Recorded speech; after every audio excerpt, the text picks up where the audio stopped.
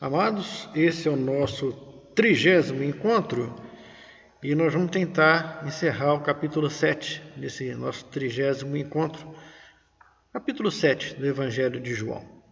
Então nós já vimos o que aconteceu antes da festa, a festa dos tabernáculos, nós já vimos o que aconteceu durante a festa dos tabernáculos e agora nós vamos ver o final da festa dos tabernáculos.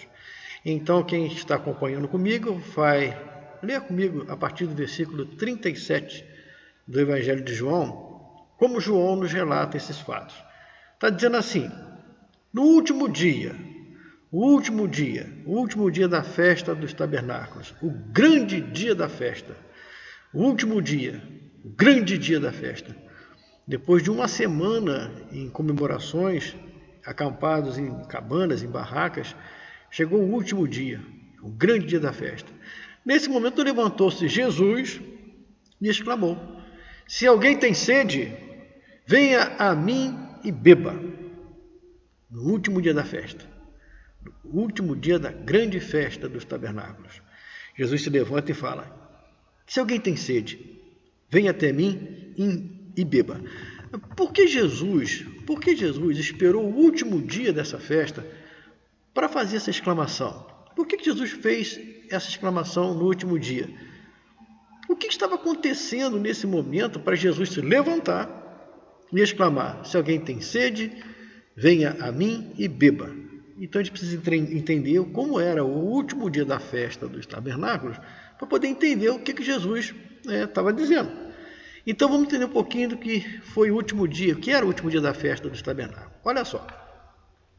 Festa dos tabernáculos, nós já falamos nos encontros passados, as pessoas vinham de todos os cantos da nação judaica até Jerusalém, aos redores de Jerusalém, nas proximidades do templo.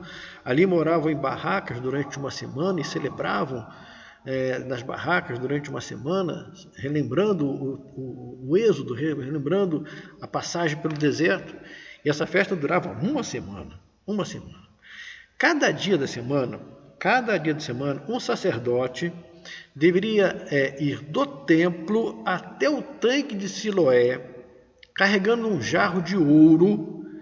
Chegava no tanque de Siloé, enchia esse jarro com água, voltava ao templo e derramava essa água em cima do altar. Enquanto ele fazia esse percurso, templo, tanque de Siloé, templo, o povo acompanhava numa procissão. E essa procissão ao som de trombetas e gritos de alegria. Então era como se fosse uma procissão por dia. Bom, esse fato recordava a água que jorrou da rocha lá no deserto, mas também apontava para a era messiânica, quando o Messias, tão esperado, traria abundância para o seu povo. Então relembrava um pouco do que aconteceu no passado e olhava para o futuro, para a chegada do Messias, que traria de volta a abundância que eles tanto esperavam. Mas o seu último dia, o grande dia da festa, ele era diferente. O sétimo dia era a apoteose, era o final da festa. E nesse dia, no último dia, as tendas, no final do dia, vão ter que ser desmanchadas e as pessoas vão voltar para os seus lares. Então o último dia era todo especial. E por ser especial, durante esse dia acontecia 7 procissões. Era uma por dia, Mas agora no último dia, antes das tendas serem desmontadas, aconteciam 7 procissões. 7 procissões. Os sacerdotes saíam do templo, iam até o tanque de Siloé com um jarro de ouro, enchiam com água, derramavam no altar. Dali a pouco uma segunda, uma terceira, uma quarta, uma quinta, uma sexta, uma sétima procissão. E durante essa última procissão, os sacerdotes recitavam alguns textos e cantavam alguns salmos, mas com muita atenção em Isaías capítulo 12, 3, quando fala assim: com alegria tirareis águas da fonte da salvação. Então eles recitavam esses textos dos profetas e cantavam enquanto fazia essa procissão. E é justamente nesse momento, quando estão carregando água para um lado e carregando água para o outro, e quando estão nesse movimento da água, é que Jesus se levanta e grita para vocês que estão carregando água para baixo e para cima: se alguém tem sede, venha até mim e beba. É nesse momento, Dá para entender o confronto de Jesus? Vocês estão carregando essa água abaixo para cima, mais de uma semana carregando, e agora estão carregando 7 vezes. Nesse momento eles falam, para com isso. Quem tem sede, venha até mim e beba. Então Jesus aqui está fazendo um convite. Uma oferta. Está fazendo uma oferta. Lembra que o Senhor Jesus disse para a mulher samaritana, quando encontrou com a mulher samaritana? Ele falou assim, mas quem beber da água que eu lhe der, nunca mais terá sede. Essa foi a oferta que Jesus fez para a mulher samaritana. E aqui ele está falando a mesma coisa. Venha até mim e beba.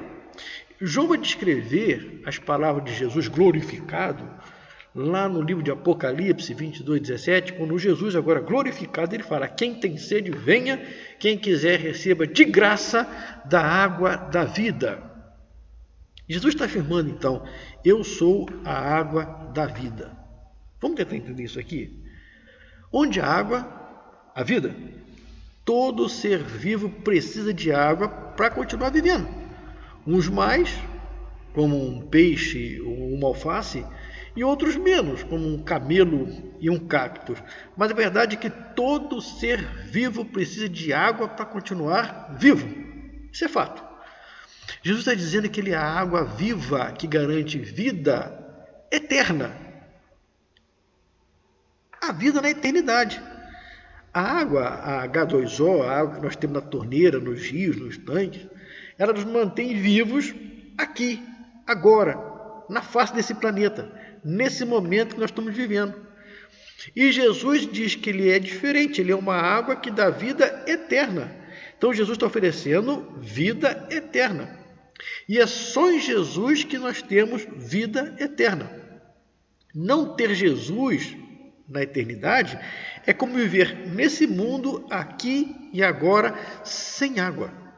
É possível um ser vivente aqui no nosso planeta agora, nesse momento, sobreviver muito tempo sem água? É impossível. É impossível viver sem água. É impossível você alcançar a vida eterna sem ter Jesus. É impossível você achar a vida eterna se você não beber de Jesus. Eu sou o caminho, a verdade e a vida. Ninguém vem ao Pai senão por mim. Eu sou a porta. Ele fala todo o tempo, venha até mim e beba. Então Jesus faz um convite, e o convite de Jesus é indiscriminado. É para todo aquele que tem sede, ou seja, para todo aquele que se preocupa com a eternidade. Vou repetir, o convite de Jesus é para quem tem sede, para quem se preocupa com a eternidade. Quem não quer saber da vida eterna, se contenta com H2O. Com a água da torneira, com a água do poço, com a água do aqui e agora. Mas quem busca a eternidade só vai encontrar essa eternidade em Jesus. Não tem outra fonte de água viva que não seja em Jesus. Mas olha só que interessante. Para ter sede, para ter sede e saber de Jesus, você precisa de Deus. É Deus Pai. Busque a Deus, busque a Ele, peça a Ele para que Ele mostre para você, para mim, para nós, como é beber dessa fonte, como é viver com essa realidade tão maravilhosa que Cristo é a nossa fonte de água viva que nos leva para a eternidade. Ter sede significa ter vontade de aprender de Jesus, ter vontade de conhecer Jesus, ter vontade de assumir a posição de cristão ao lado de Jesus. Meu irmão, se você chegou comigo até agora, nesse 30º encontro, é porque eu, você, nós temos muita, mas muita sede de Jesus. Nós queremos beber mais e a cada dia de Jesus. Por isso nós estamos aqui nessa luta, buscando aprender dele na unção do Espírito Santo. Mas Jesus convida por um encontro diferente, é um encontro pessoal. Jesus fala assim, venha a mim. Não é para você ir para o seu pastor, não é para você ir para o seu apóstolo, não é para você ir para o teu padre. O convite dele é venha a mim. É para ir até ele. É para ir até Jesus. Ele não está convidando para alguém seguir uma religião. Ele está dizendo, venha até mim, venha para mim. Ele é o Senhor. E o Senhor é o meu pastor. Ele não me faltará. O convite dele é: venha para mim. Não está preocupado aqui com religião, com igreja. Está preocupado com a sua relação com ele. Quando você se prostra realmente aos pés dele e fala: Senhor, me deixa beber da água viva. Me deixa conhecer mais dos teus caminhos. Me deixa te seguir. Me deixa viver contigo a vida eterna. O convite de Jesus também precisa ser respondido. Ele precisa ser respondido. Ou você aceita da água que está te oferecendo a vida eterna, ou não. Ninguém pode ficar neutro. O indeciso é aquele que já decidiu não decidir. E o incrédulo é aquele que preferiu não crer. Mas quem crê tem a vida eterna, que começa aqui e vai para toda a eternidade. O convite exige uma ação. Ele quer uma ação sua. Você precisa beber. Não é ficar olhando. Não é ficar olhando. Você precisa beber. Se alguém tem sede, venha a mim e beba.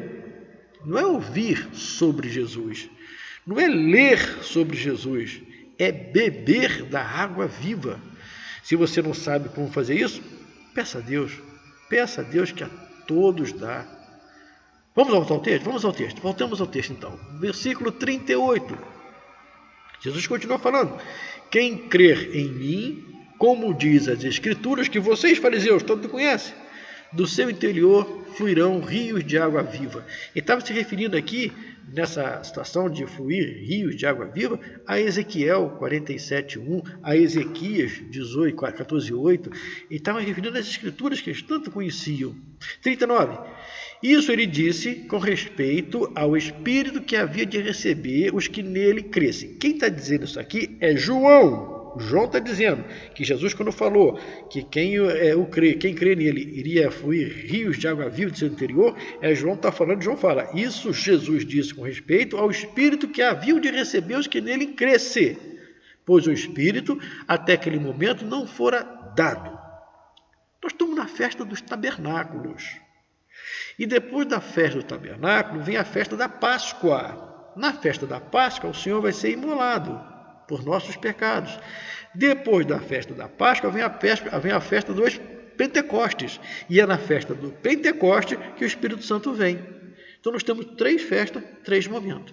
Festa dos tabernáculos é o Senhor Jesus se mostrando: eu sou a água viva, quem beber de mim vai ter a vida eterna. Na Páscoa é o Senhor se deixando imolar como Cordeiro de Deus para tirar o pecado do mundo. E lá na festa de Pentecoste é o Espírito chegando, como disse aqui.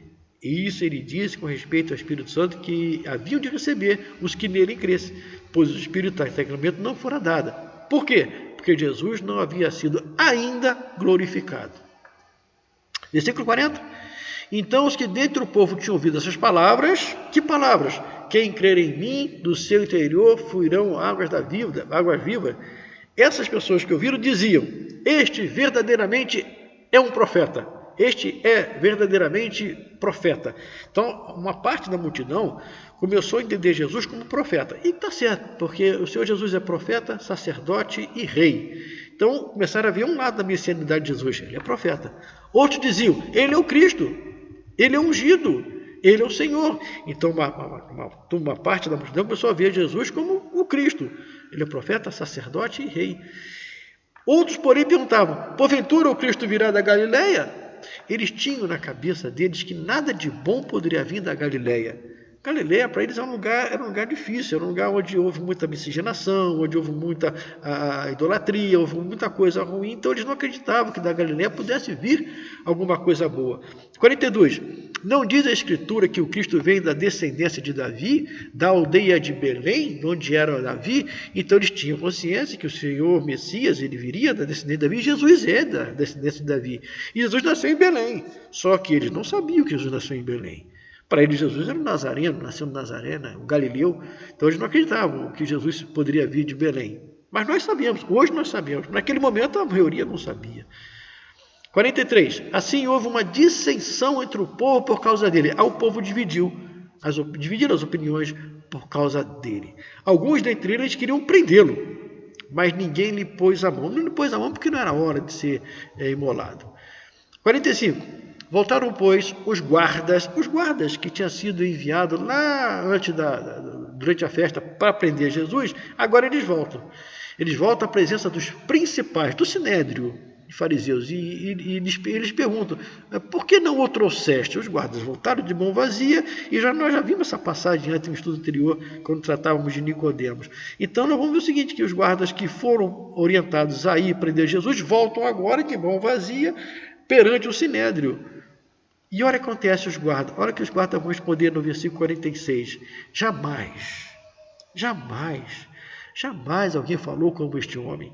Esses guardas aqui eram os guardas do templo, não são soldados romanos, são os guardas do templo, aqueles guardas que guardavam o templo, que viam os rabis pregando, que viam os fariseus debatendo, e agora eles viram Jesus. E ele fala assim, nós que vimos todos os rabis aqui ensinando, nós que vimos todos os fariseus discutindo a lei, nós nunca ouvimos alguém que falou como esse homem. Eles temeram botar a mão em Jesus. 47. Replicaram-lhe, pois, os fariseus, será que também vós fostes enganados? Vocês, soldados, será que vocês foram enganados? Porventura creu nele alguma autoridade, ou alguém entre nós, alguma das nossas autoridades creu em Jesus? Quanto a esta plebe, essa multidão que nada sabe da lei é maldita. Esses que estão achando que esse Galileu é o Messias, são malditos. Nicodemos, nós já falamos de Nicodemos, quando ele foi ao oculto, na noite, conversar com Jesus. Nicodemos, um deles, que antes fora ter com Jesus, perguntou para os fariseus, acaso a nossa lei julga um homem sem primeiro ouvi-lo e saber o que ele fez? Responderam-lhes, dá-se ao caso de que também tu és da Galileia? Agora os canhões se viraram para cima de Nicodemos. Nicodemos, você está defendendo o Galileu? Você também é um Galileu? Aí continua os fariseus falando, examinas e verás que da Galileia não se levanta profeta.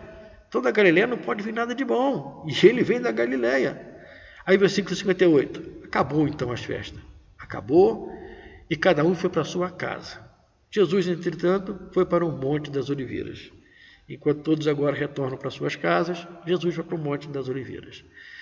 Aqui nós encerramos a passagem onde João nos mostrou a festa dos tabernáculos. Nós vimos o que aconteceu antes, durante e agora no final da festa dos tabernáculos. Jesus é a nossa fonte de vida eterna. E quem bebe dessa fonte de vida eterna não terá mais sede, mas sim certeza de um Deus soberano, de um Deus de amor, de um Deus que cuida, zela e protege aqui e agora e para toda uma eternidade. Ok? Vamos ficar por aqui e logo voltaremos com o 8º capítulo do Evangelho de João. Fiquem todos na graça de Deus e até breve.